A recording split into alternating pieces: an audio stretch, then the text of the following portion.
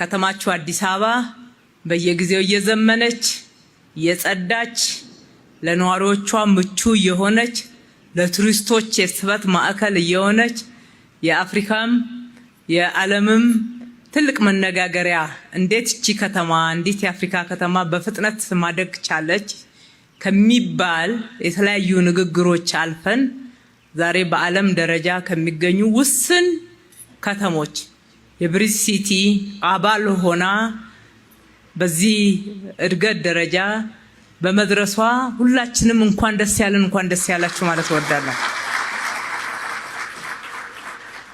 እኛ የሰራነው ለራሳችን ጥቅም ነው። ነገር ግን ደግሞ ጎን ለጎን በዛው የዜግነት የሀገር ክብር ግድ ይለናል።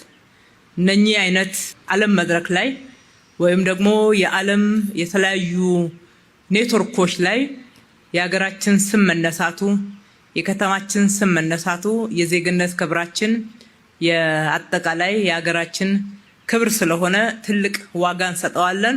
ስራችንም ተጠናክሮ ይቀጥላል።